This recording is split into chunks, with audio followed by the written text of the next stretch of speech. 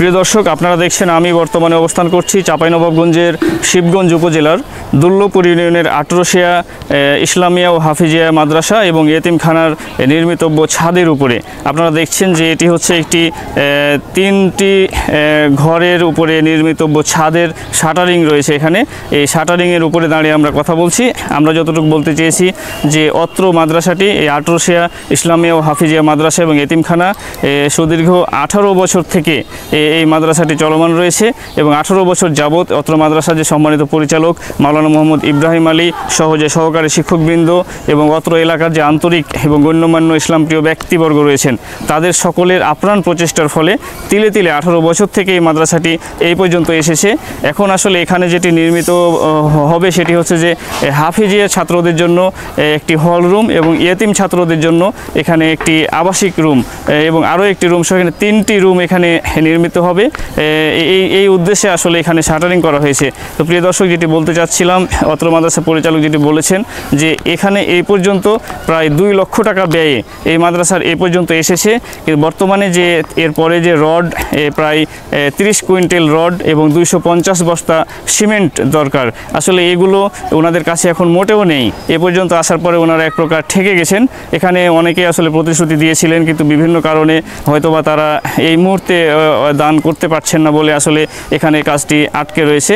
মাদ্রাসার পরিচালক যেটি অনুরোধ করতে চাচ্ছেন যে যারা ধনাঢ্য ব্যক্তি রয়েছেন, ইসলামপ্রিয় ব্যক্তি রয়েছেন, আমরা যতটুকু জেনেছি যে অনেকের মৃত মা বাবার জন্য দান করলে কবরের আযাব বন্ধ হয়ে যায়। এছাড়া আমাদের হাদিস সূত্রে আমরা জানতে পেরেছি প্রিয় নবী সাল্লাল্লাহু আলাইহি ওয়াসাল্লাম আসলে শিক্ষা দানের ক্ষেত্রে আসলে সবচেয়ে বেশি গুরুত্ব দিয়েছেন। তো এটি হচ্ছে একটি শিক্ষা প্রতিষ্ঠান। এখান থেকে অসংখ্য হাফেজ তৈরি হয়, অসংখ্য স্থানীয় যে এতিমরা রয়েছে, এতিমরা এখানে আবাসিক সুবিধা পায়, তারা থাকতে পায়, তাদের খাবারের ব্যবস্থা হয়। তো এইভাবে একটি সদকায়ে জারিয়া স্বরূপ আপনারা যদি পারেন এই মাদ্রাসার যে এখন 30 কুইন্টাল রড এবং 250 বস্তা সিমেন্ট সহ আরও যে বালি এবং আরও যে বিভিন্ন যে উপাদানগুলো লাগবে, আপনারা যদি এগুলো দিয়ে সহযোগিতা করতে পারেন তাহলে এখানে বেশ কিছু হাফেজের ছাত্র এবং এতিম সহ ইসলামিয়া যে ছাত্ররা রয়েছে তাদের জন্য অনেক বেশি উপকার হবে। তো প্রিয় দর্শক, যেটি বলতে চেয়েছি আসলে আপনারা সদকায়ে জারিয়া স্বরূপ যদি দান করতে চান তাহলে দেখা যাবে যে এখানে আপনার হয়তো বা একটা দানের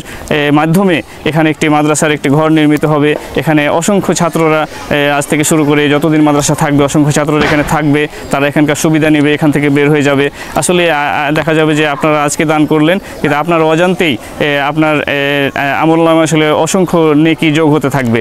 আপনারা দেখছেন যে এই মাদ্রাসার এই যে শাটারিংয়ের পরে যে কাজটুকু বন্ধ রয়ে গেছে, এখন প্রশ্ন আসতে পারে যে আসলে শাটারিং পর্যন্ত আসলো তারপরে বন্ধ কেন হলো। আসলে এখানে অনেকেরই প্রতিশ্রুতি দেওয়া ছিল, বিভিন্ন কারণে হয়তো তারা দিতে পারছেন না বা যেভাবে ব্যয় ধরা হয়েছিল হয়তো তার চেয়ে বেশি ব্যয় হয়ে গেছে বলে আসলে এখানে এই পর্যন্ত এসে আটকে গেছে। প্রিয় দর্শক, আসলে আরেকটি সমস্যা হচ্ছে যে সবচেয়ে গুরুত্বপূর্ণ যে প্রতিষ্ঠান সেটি হচ্ছে দ্বীনি শিক্ষার প্রতিষ্ঠান। এই দ্বীনি শিক্ষা প্রতিষ্ঠানগুলোতে আসলে আমাদের বাংলাদেশের সরকারের পক্ষ থেকে কোনো বরাদ্দ থাকে না। এটি অত্যন্ত দুঃখজনক বিষয়।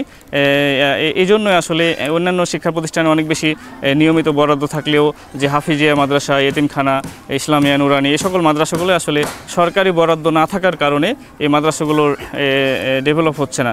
তো আসলে ওনারা মিডিয়ার মাধ্যমে আসলে সরকারের এবং স্থানীয় যে প্রশাসন দৃষ্টি আকর্ষণ করছেন যে যদি কোনো সুযোগ থাকে তাহলে সরকারি কর্মকর্তা বৃন্দ যেন এই মাদ্রাসার প্রতি একটু সুনজর এবং সুদৃষ্টি দেন, এটি তারা কামনা করেছেন আর কি।